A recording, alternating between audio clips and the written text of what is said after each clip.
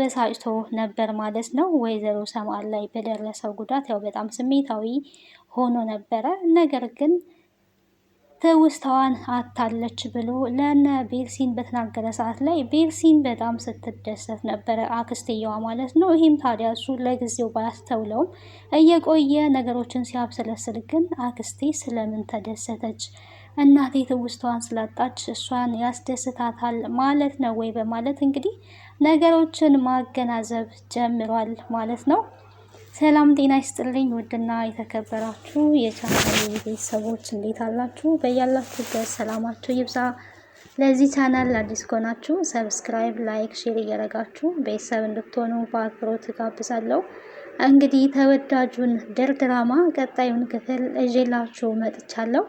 እውነት እንግዲህ ሁሌም እውነት ነው። በመግቢያው ላይ እንግዲህ እንዳያችሁት ቤኒንና አቶ አምነን አሁን ላይ ታርቀው ወደ ፍቅራቸው ተመልሰዋል ማለት ነው። ቤኒንም እሱ ባደረገው ነገር ሙድ እየያዘችበት ትገኛለች። አንተ ማመን ነበረብህ፣ እኔን ዝም ብለህ ተነስተህ ትመታኛለህ ወይ? ለማንኛውም ያንን ሁሉ ረስቼልሃለሁ ብለዋለች። ይህንን ደግሞ ያለችበት ያው ስለምታፈቅረው እሱም ደግሞ እንደሚያፈቅራት ስለምታቅ ነው። እንግዲህ ለፍቅር ብላ ያው መመታትም ያለ ነገር ነው። ግን የመታት እሷ ጥፋተኛ እንደሆነች አስቦ ነው እንጂ የተነገረውን ስለሰማ ነው፣ ግራ ስለገባው ነው በሰዓቱ እንጂ እሷ ላይ ጨክኖ እሷን የሚመታ አንጀት ኖሮት አይደለም። ግን የሰማውን ነገር በቃ ነው አለ። ምክንያቱም እናቱን ለዛውም በቤቷ ለሱ ሊመረጡ ከመጡ ሴቶች ውስጥ ቤኒን በሱ ምክንያት እንግዲህ እናቱን መርዛ ልትገል ነው የተባለችን ሴት በጥፊ ብቻ ራሱ መተው ጥሩ ነው ብዬ ነው የማስበው። ስለሚወዳት ነው እንጂ ሌሎቹም ቢሆን ሌላ እርምጃ ራሱ ሊወስድ ይችል ነበረ። ምክንያቱም እናት ናታ። እዛ ቤት ውስጥ መድኃኒትን ያክል ነገር መቀየር በጣም ትልቅ ነገር ነው። አሁን ላይ ግን ታዲያ እውነቱ ወጥቷል። ያው ጄሪ ተጨንቃ ስታወራ ይሄን ሚስጥር ደግሞ ተሰምታለች። ብሌን ሰምታታለች ማለት ነው። ስታወራ ምንድን ነው ማድረግ ያለብኝ? ሊነቃብኝ ይችላል፣ የሆነ መፍትሄ ፈጠሪ እያለች ከሜርሲን ጋር ስታወራ ብሌን ይሄንን ነገር ሰምታለች። ይሄን ነገር ደግሞ እንዳደረጉት ለአቶ አምነን ከዙሪያ ያሉትን ሴቶች ብትጠይቅ አይሻልም ወይ? እኔ ላይ እጅህን ከምታነሳ እኔ ደግሞ እናትክ ላይ ይሄንን ሁሉ ነገር ለምን አደርጋለሁ? ይሄንን በማድረጌስ ምን የምጠቀመው ነገር አለ? የሚጸጽትህን ነገር አታድርግ እያለችው ነበረ። የሚጸጽተኝ ነገር ምንድን ነው? ከኔ ምንድን ነው የምትፈልጊው? እናቴን ለመግደል ሙከራ ስላደረግሽ ነው? አርፈሽ ለምን አትቀመጭም? አንቺ ግን ለምን እንደምታስመስይው እያለ በጣም ብዙ ነገር ተናግሯት ነበረ። ታዲያ በዛን ሰዓት ላይ ሁለቱ ሲጣሉ ግን ጄሪ እና ቤርሲል በጣም ተደስተው ነበረ።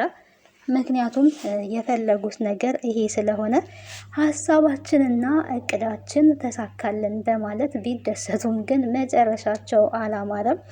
ሁሌም የተንኮል መንገድ ለጊዜው የተሳካ ቢመስልም በኋላ ላይ ግን ከባድ ነገር ነው ይዞ የሚመጣው። እንዳልነበረ ነው የሚሆነው እና ያዋርዳል። ሁሌም ከተንኮል ላይ የሰው ልጅ መራቅ አለበት፣ በትክክለኛ መንገድ መጓዝ አለበት እንጂ ተንኮል፣ ውሸት ሁሌም ቢሆን ለጊዜያዊ ነው እንጂ ከዛም በኋላ ይጋለጣል እና ተጋልጣለች ማለት ነው ጄሪ። አቶ አምነን እንግዲህ እዛ ቤት ከሴቶቹ ለየት አድርጎ ነው ቤኒንን ሲመለከታት የነበረው። ከእናት ዛራ ጋር ምግብ እንድትሰራ እናት ዛራን እንድታግዝም ሲያደርግ ነበረ። ታዲያ ይህንን ሁሉ ሲያደርግ የነበረው አቶ አምነን እሷ የሰራችውን ምግብ ለመመገብ ስለሚፈልግ፣ የእሷን ሙያ ለማየት ስለሚፈልግ ይህንን ሁሉ ተግባር እያደረገ ነበረ። እንግዲህ ከዚህም በፊት እንደተመለከት ነው። ታዲያ ምን ብላለች ቤርሲንም አቶ አምነን አንቺን ምግብ ስሪ ያለሽ ያንቺን ምግብ መብላት ስለፈለገ ነው። ስለዚህ ተመራጯ ሴት የአቶ አምነን ሚስት የምትሆኚው አንቺ ነሽ፣ እንተዋወቅ በማለት እንግዲህ መጀመሪያ ላይ ትውውቅ ስታደርግ ነበረ። በዛን ሰዓትም ቢሆን እንግዲህ ቤኒን በኩራት ነበረ ሜርሲን ስታወራት የነበረው። ይሄ ገና አልታወቀም፣ እኔ ሚስቱ ሆንኩ አልሆንኩኝ የሚታወቅ ነገር የለም፣ ይሄ የውድድር ነገር ነው፣ በዚህ እርግጠኛ ልንሆን አንችልም ነበር ስትላት የነበረው። ቤርሲን ለማረጋገጫ እንግዲህ እንዲህ የወንድሜ ልጅ አቶ አምነን እኮ ሙያሽን ላይ እንደዚሁም ደግሞ ቤቱን በደንብ እንድትለምጂ፣ ሲቀጥል ደግሞ በአንቺ እጆች የተሰሩ ምግቦችን መመገብ ፈልጎ ነው። ስለዚህ ምራታችን የምትሆኚው አንቺ ነሽ፣ በዛ ላይ ደግሞ ቆንጆ ነሽ። ስለዚህ እንተዋወቅ፣ ዘመድ አይደለን የወንድሜ ልጅ ስለሚያገባሽ በማለት እንግዲህ እየነገረቻት ነበረ። ታዲያ እኔ መከታተል አቁም እያለ ነው ስታልፍ ስትወጣ ስትገባ ሲለፋት የነበረው። ኧረ እኔ አቶ አምነን እንደዚህ አላደረግኩኝም፣ ያደረግኩ ከመሰለ ግን ሁሉም ነገር እንዳልተፈጠረ አድርጌ እኔ እራስቸዋለሁ እያለች ነበረ ስትስቅበት የነበረው። ታዲያ አቶ አምነንም እሷን በትውስታ መኝታ ክፍሉ ከገባ በኋላ አኳኋኗን እሷ የምታደርገውን ድርጊቶች አነጋገሯን እያስታወሰ በሀሳብ እንግዲህ እየሳቀና እየተብሰለሰለ ይገኛል። እሷም ክላሷ ከገባች በኋላ የምታስበው ስለሱ ነው። ሁለቱም በጣም ይዋደዳሉ፣ በጣም ይተሳሰባሉ። ነገር ግን ያው ግልጽ ማድረግን ነው ያልፈለጉት ማለት ነው። ፍቅር እንግዲህ እንደዚህ ነው። ራሱን የሆነ ራሳችሁን አትሸውዱም። የራሱ የሆነ ፊሊንግ አለው ማለት ነው። እና ጄሪን ለምሳሌ አያስባትም ሲቀመጥ አቶ አምነን ተኝቶ የሚያስበው ስለ ቤኒን ነው። ቤኒንም እሱን ነው የምታስበው። እና ትክክለኛ ፍቅር መተሳሰብ ነው። እና ጄሪ ግን እንግዲህ ቤልሲን እዛ ቤት ከመጣች ጀምሮ በሽቷ ስታደንቃን ነበረ። ሽቶዎች በጣም ጥሩ ነው፣ ገና ቅድም ጀምሬ በጣም ስማረክበት ነበረ ነው ያለቻት። ታዲያ ሜልሲም ሁሉም ሴቶች ጋር እየሄደች አንቺንማ ሊመርጥሽ ይችላል፣ ከሌሎቹ የተሻልሽ ትመስያለሽ በማለት እንግዲህ ከሜልሲን ጋርም ስታወራ ነበረ። ሜልሲን ከዛ ሰዓት ጀምሮ ነው እንግዲህ ተስፋ ስለሰጠሽኝ አመሰግናለሁ ብላ ከእሷ ጋር መወዳጀት እና መቀራረብ የጀመረችው፣ ግን መጨረሻዋን እንደዚህ አመሰቃቅላባታለች ማለት ነው። እዛ ቤት ውስጥ እንግዲህ ሁሉም የየራሳቸው መስራት የሚፈልጉት ነገር አለ። ሲፈንም ብትሆን የራሷ እቅድና አላማ አላት። ያንን እቅድና አላማዋን ለማሳካት ነው እንግዲህ ድርጅት ውስጥ መስራት ፈልጋለሁ፣ እንድትቀጥሪኝ ፈልጋለሁ በማለት ወይዘሮ ሰማንን አሳምናታለች። ሰማንም ደግሞ የራሷ የሆነ ስራ ሰጥታታለች። እንግዲህ እንደምናውቀው በዚህ ቤት ውስጥ የምትሰሪው ስራ አለ፣ ተከታትለሽ መረጃ እንድታቀርብልኝ የምፈልገው ሰው አለ በማለት እንግዲህ ሜርሲን እንድትከታተልላት አድርጋለች። ይሄ ደግሞ ለሲፈን እጅጉን ጠቃሚ ሆኖ ተገኝቷል። ምክንያቱም እሷም የምትፈልገው ነገር ስላለ ያንን የምትፈልገውን ነገር ለማሳካት የበለጠ እንዲረዳት ሆኗል። ወይዘሮ ሰማአን ውድድሩን አሁን ላይ እኔ እንዳሸንፍ እየረዳሽኝ ትገኛለሽ በማለት እንግዲህ ተናግራለኝ። ሲፈን እና ጄሪያው ይቀራረባሉ። ከእነሱ እንግዲህ የማትቀራረበው ማናት? ቤኒን በራሷ መንገድ ብቻ ነው የምትጓዘው እንጂ ከሌሎቹ ጋራ አትቀራረብም ማለት ነው። ቤኒን ከእናት ዛራ ጋር ብቻ የምትቀራረበው። ከእናት ዛራ ጋር ተቀራርባ ደግሞ የእናት ዛራ ምክር ነው የምትሰማው። የእናት ዛራ ምክር ደግሞ ከምንም በላይ እጅጉን ጠቅሟታል ማለት ነው። ከምንም በላይ ጠቅሟታል የእናት ዛራ ምክር። ምክንያቱም ሁሉም ምንም ነገር እንዳልተፈጠረ መሆን አለብሽ፣ መሸነፍ የለብሽም ልጄ። እነዚህ ልጆች አስከፉሽ አይደለም፣ ግን እውነቱ ይወጣል፣ እመኘኝ። ለአቶ አምነንም ቢሆን ሄደሽ ምንም ነገር እንዳልተፈጠረ ምንም እንዳላደረግሽ መናገር አለብሽ፣ እውነቱ ይወጣል በማለት እንግዲህ ስትነግራትና ስትመክራት ነበረ። በእሷ ምክር አማካኝነት ተሳክቷል ሁሉም ነገር ማለት ነው። አቶ አምነን እንግዲህ አንቺ ነሽ እናቴ ላይ ይሄን ሁሉ ያደረግሽው፣ አንቺ ግን ከኔ ምንድን ነው የምትፈልጊው? የኔን ህይወት ለምን ታበላሻለሽ? በማለት ሲጎትታት መሬት ላይ ሲጥላት ነበረ። ነገር ግን እየጎተታት መሬት ላይ የጣላትን ሁሉ ያን ሁሉ ታዲያ አሁን ላይ እያስታወሰ በጣም ሲጸጸት ነበረ።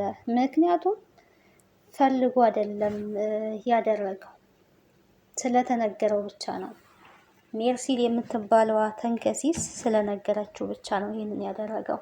ሜርሲል እንግዲህ ተንኮለኛ ናት። ተንኮሏ ደግሞ በቅርብ እንደሚጋለጥ ተስፋ አደርጋለሁ። ምክንያቱም እናትየዋ የእሱ እናት በመታመሟ እሷ በጣም ደስተኛ ናት። ይሄንን ደግሞ እያስተዋለ ነው። መርሳት አትችልም ማለት ማስታወስ አትችልም። አሁን ላይ ነገሮችን ለጊዜው ትረሳለች ብለዋል ዶክተሮቹ ስላለ በዛን ሰዓት በጣም ትደስታለች። ያ ብቻ አይደለም እንግዲህ ከሐኪም ቤት ስትመጣ እንኳን ውይ ገንዘው ላኩሽ ነበረ እያለች ያለችው። እና እንግዲህ አንዳንድ ጊዜ ያው አማርኛ ቅኔው ከባድ ነው ላስተዋለው ሰው። እና ገንዘው ላኩሽ ገና ሳትሞት እንግዲህ ሞቷን እየተመኘችላት ነው ማለት ነው። አቶ አምነን ነገሮችን አሁን ላይ በጣም እያስተዋለ ነው። የአክስቴ መደሰት ለምን አስፈለገ? እናቴ የሆነ ነገር እንድትሆን ትፈልጋለች ማለት ነው ወይ እያለ እያብሰለሰለ ይገኛል። አክስትየዋም እንግዲህ መቼስ ከእናቱ አትበልጥበትም። ከዛ ቤት መንጥቆ እንደሚያወጣት ምንም ጥርጥር የለንም። ያው ታስመስላለች። አሁንም እያስመሰለች ነው ያለችው። በጄሪ ላይ እንደሆነ ጢባ ጢቤ እየተጫወተችባት ነው የምትገኘው። አሁን ላይ እንዴት ሳወቀች የሚል ጥያቄ ይቀርባል። ምክንያቱም ቤኒ እናት ያመጣችው ሲባል ቤኒን መድኃኒቱን ከየትስ አንጥታ ቀየረችው የሚባለውም ደግሞ ሊታይ ይገባል ማለት ነው። በአንዴ የሚወሰን ነገር የለም። ቤኒም አንቺልኝ መድኃኒት ስትባል ቀጥታ ሄዳ አመጣች እንጂ ከየት አንጥታ በዛን ፍጥነት ልትቀይረው ትችላለች? እና ተንኮለኞቹ እንግዲህ ይጋለጣሉ። ምንም ማምለጫ የላቸውም ማለት ነው። ከየት መጣ፣ ከየት ተገዛ፣ እንዴት የሚለው ነገር በደንብ ይጣራል። በዛን ሰዓት ላይ አቶ አምነን በጣም ስሜታዊ ስለሆነ ብቻ ቤኒን ናት ያመጣችው ለመጨረሻ ጊዜ መድኃኒቱን የሰጠችው እሷ ናት ስለተባለ ጎትቶ እንግዲህ ያሰቃያት። ያኔ ደግሞ ጄሪና ቤርሲል ቆመው እየተመለከቱ ነበረ የሚሆነውን ነገር ማለት ነው። ሲደረግ የነበረውን ነገር እየተመለከቱ በጣም ተደስተው ነበረ። የእነሱ መደሰትስ ምንድን ነው? እችን ልጅ እንዳታሸንፍ ያ ውድድር አይደለ እሷን ለመጣል ነው እየፈለጉ ያሉት የሚለውን ነገር እንግዲህ ሲያስብበት ተንኮለኞቹ ላይ ይደርሳል ማለት ነው። እናት ዛራ እንግዲህ ይመቻቸው። ለዚች ልጅ ላይ አሁን ብትፈርዱም እውነቱ ግን ይወጣል ነበረ ለቤርሲል ስትላት የነበረው።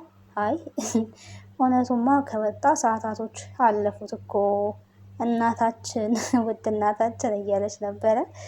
ኧረ ምንም ያለፈ ነገር የለም ገና እውነቱ አልወጣም ይወጣል እያለች ነበር። አንቺም የምታውቂው ነገር አለ ነበር ስትላት የነበረው። አስቀድማም እንግዲህ ወይዘሮ ሰማአን በወደቀችበት ሰዓት ላይ ስትሯሯጥ የነበረው ማናት? ቤኒን እንጂ ሌሎቹ አልነበሩም። ሌሎቹ ተመልካች ነበሩ። እና አሁን ላይ እንግዲህ ተረጋግቶ አቶ አምነን ሲያስብ ቤኒን እንደዛ ካረገች ለምን የምታስመስል አስመሳይ ነች ብሏታል። ግን ሌሎቹ ግን ቆመው ነበረ፣ ድንጋጤ አልተሰማቸውም። እሷ ግን ደንግጣ ነበረ። እና እነዛ ሁለቱ የወይዘሮ ሰማአን እንደዚህ መሆንን እንደሚፈልጉት ተረድቷል ማለት ነው። ሲፈንም እንግዲህ የራሷን እቅድና ዓላማ ለማሳካት ጥሩ ሰው በመምሰል ወይዘሮ ሰማን ጋር እየተቀራረበች ትገኛለች። ያው አላወቀችም ሰማን ምን እንደተደገሰላት። እንግዲህ ከኋላዋ ምንም የምታውቀው ነገር የለም። ስለ ዶክመንቱም ሲወራ የሆነ ደንግጣ ነበረ። ዶክመንቱ ምንድን ነው ብላ ለማወቅም ፈልጋ ነበር። እሱ አይመለከትሽም፣ የታዘዝሽውን ስራ ብቻ ነው መስራት ያለብሽ ብላታለች። እንግዲህ እናት ወይዘሮ ሰማን ማለት ነው። እንግዲህ ቤኒን ያው ስራዋን ከእናት ሳራ ጋር እንደሚታወቀው እየሰራ ትገኛለች። ሞያ እንግዲህ ሞያና ምክር ከእናት ሳራ በደንብ አድርጋ እየተማረ ትገኛለች። እናት ዛራ ግን እጆችሽ እነዚህ እቃዎች እንዲያጥቡ ምግብ እንዲሰሩ አልፈልግም ቢሏትም አይ ትዕዛዙ የመጣው ከአቶ አምነን ስለሆነ ግዴታ ነው እናት ሳራ በማለት እንግዲህ ከእናት ሳራ ጋር ነው የምትሰራው ማለት ነው። ያው ቤት ውስጥ እንግዲህ ምግብ ስራ ሁሉን ነገር እንድትማር አቶ አምነን ከዛ በኋላ በሚስቱ የበሰሉ ምግቦችን መብላት ስለሚፈልግ ይህንን ሁሉ አድርገዋል ብለን እናስባለን። እንግዲህ የሚዋደድ ሰው ፈተና ቢበዛበትም በመጨረሻ እንግዲህ አንድ ላይ እንደሚሆኑ ተስፋ እናደርጋለን። ለዛሬ እንግዲህ ይዤላችሁ የመጣሁት ይህን ይመስል ነበር። ቀጣዩን ክፍል ወደ እናንተ ይዤ የምመጣ ይሆናል። ምን ይፈጠር ይመስላችኋል? እስኪ ሀሳብና ሴታችሁን በኮሜንት አስቀምጡልኝ። ጄኒ ከዛ ቤት ትወጣለች መቼም ብዬ አስባለሁ። አቶ አምነን ኦልሬዲ ይነቃል ባደረገችው ነገር። ሁለቱ ግን ቢጣሉም ይተሳሰባሉ።